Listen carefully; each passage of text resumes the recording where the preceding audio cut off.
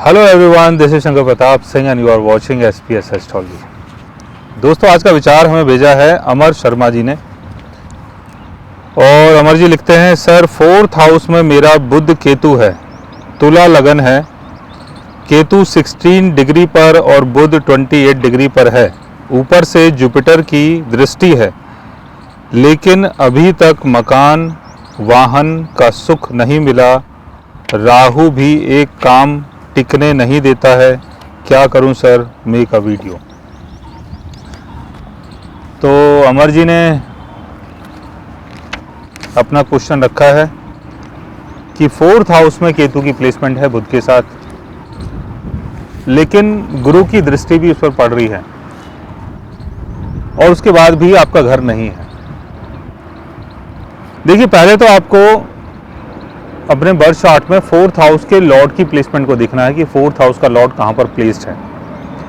क्योंकि अगर 4th house में केतु है तो केतु का मतलब ये नहीं है कि आपके पास घर नहीं होगा, बिकॉज केतु चीज़ों को एक्सपीरियंस करवाता है, उसके बाद वहां से सेपरेट कर सकता है। तो 4th हाउस में अगर केतु है तो खुद का घर एक्सपीरियंस होना चाहिए था, यानी आपके पास खुद का घर होना चाहिए, तभी तो आप चीज़ों को एक्सपीरियंस करेंगे। तो ऐसा नहीं है कि केतु अगर 4th हाउस में है तो आपके पास घर नहीं होगा। इसके लिए आपको 4th हाउस के लॉर्ड को देखना है। साथ में जुपिटर का एस्पेक्ट तो 4th हाउस में पड़ रहा है, वो तो अच्छी बात हो गई, लेकिन 4th हाउस का लॉर्ड अगर अपने डेबिलिटेशन में हो, 6th 8th 12th हाउस में हो, या राहु या शनि के साथ हो या केतु के साथ हो, तो कई बार दिक्कत आती है। और जैसे अगर आपका लगन चार्ट मान लेते हैं कि लगन चार्ट का 4th हाउस ठीक है, लेकिन मून चार्ट में अगर आपका 4th हाउस बिगड़ा हुआ है तो तब भी प्रॉब्लम आती है।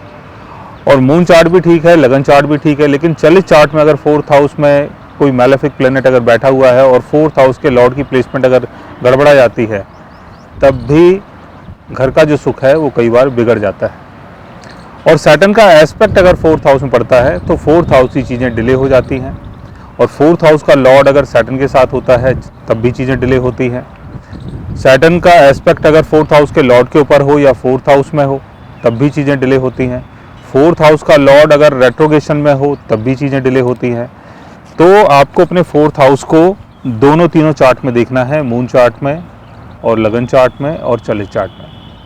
लेकिन खाली केतु के 4th हाउस में होने से प्रॉपर्टी का लॉस नहीं होता है।